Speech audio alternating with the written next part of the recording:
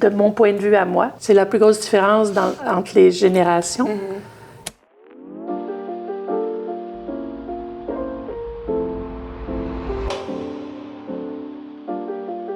Moi, c'est Pauline. Hein? Puis, ça fait longtemps que je suis à Victoria. Ça fait depuis 85. Moi, c'est Justine.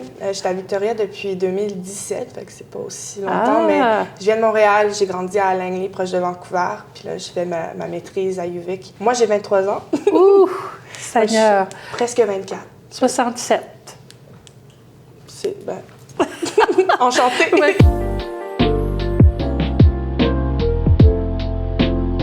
Quelle est la première chose que tu as achetée avec ton propre argent?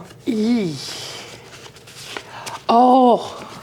C'était un long jeu. Je devais avoir 13 ans, puis il y avait Santa Lucia dessus. C'était avec de l'argent que j'avais gagné à garder à 25 cents de l'heure. J'ai exactement la même âge et pour la même job, mais moi, je me suis acheté un laptop. Un laptop? Tu avais beaucoup d'argent? Je faisais 10 $ par heure, puis je gardais chaque soir, chaque fin de semaine. C'était plus cher après 10 heures ou après minuit, je sais pas quoi, parce que j'étais jeune. Puis j'ai ramassé genre 300 $. Oh non, c'était pas un laptop, c'était un iPad mini. Ah, OK. 300 $. Puis c'était la première chose que j'avais vraiment achetée pour moi-même.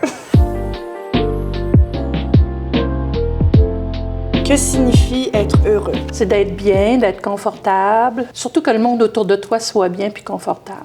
Ouais. C'est qu'il n'y a pas personne qui ait de la peine ou... tu vois quelqu'un puis il sourit, puis tu vois dans les yeux que c'est sourit, puis c'est beau. Mais moi, c'est un petit peu plus parce que j'ai pas d'enfant, j'ai pas de... Fait que c'est plus centré sur moi.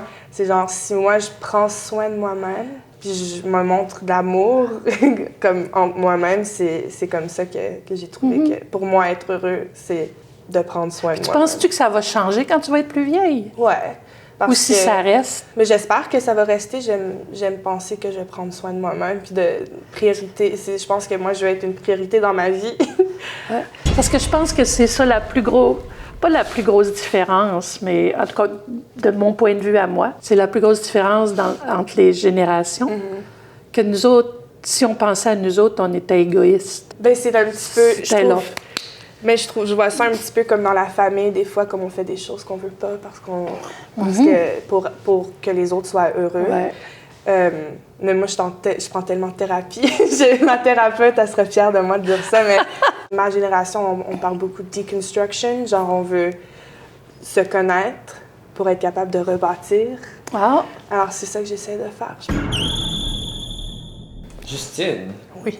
les Gen Z sont-ils dépendants à la technologie et sont incapables d'avoir des relations en face à face? Alors oui et non, parce que oui, il y a du monde qui sont vraiment dépendants sur leur téléphone et sur leur gogos, mais aussi parce que c'est une nouvelle sorte de communication, c'est une nouvelle façon de se garder connectés ensemble. Tu sais, c'est bien aussi à la fin de la journée, si c'est comme ça qu'on se connecte. Moi, je vois pas vraiment un problème avec ça, parce qu'on est amis. Pauline, les baby boomers se désintéressent-ils de la technologie? Je pense pas. Je pense pas parce que, en tout cas, les gens que je connais, qui sont autour de moi, sont très intéressés dans la technologie. Ça va vite, puis de se garder à jour, c'est peut-être un petit peu plus long, mais je pense que c'est essentiel de toute manière. Moi, j'ai une mère de 90 ans, puis elle fait toutes ses affaires en ligne. Ça fait que c'est juste de se garder à jour assez pour pouvoir communiquer, puis après ça, surtout, c'est toutes les affaires se font comme ça. Puis ceux-là qui disent « Ah, moi, ça m'intéresse plus », bien, ils vont être mal pris, ça sera pas long.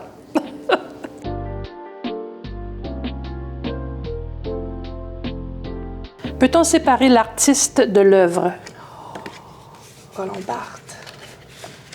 Ça, c'est la mort de l'auteur. La mort de l'auteur? Mais si je ne me trompe pas, c'est Roland Barthes qui a dit ça. C'est séparé. Il dit, est-ce qu'on peut... Non, il dit qu'il faut qu'on regarde une œuvre séparée de l'artiste pour être capable d'apprécier qu'est-ce qu'elle a sans le sens de l'auteur, whatever.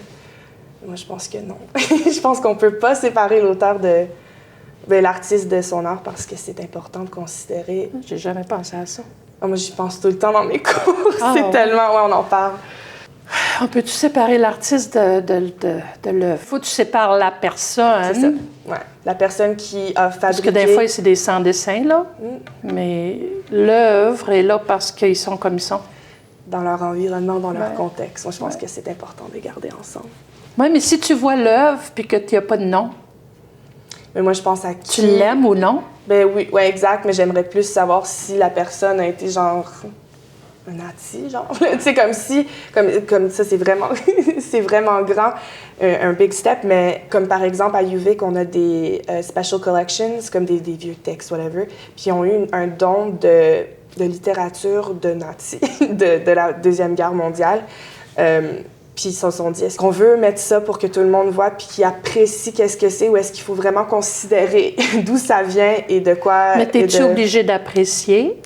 Non, mais ça aussi, c'est ça, peut-être que c'est important. Ça peut ouvrir les yeux. C'est ça. Je pense que c'est pour ça que c'est important de garder ça ensemble et de garder le contexte. Des fois, je pense que si tu n'avais pas le nom de l'artiste, tu verrais l'œuvre différemment. Ouais, non, ça c'est... je pense que ça dépend, ouais, exact. Moi, j'ai super aimé. Première des choses, ça m'a fait connaître un petit peu Justine. C'était facile, hein? Je veux dire, juste d'échanger. Mais c'est ça, c'est aussi, il y en avait des questions là-dedans que j'y pense souvent à cause de l'école, fait que c'est le fun d'en parler. Puis aussi, j'apprécie d'être capable de parler en français, puis de rencontrer d'autres francophones, parce que ça, c'est... On est cachés un peu à Victoria. C'est ça. On se retrouve.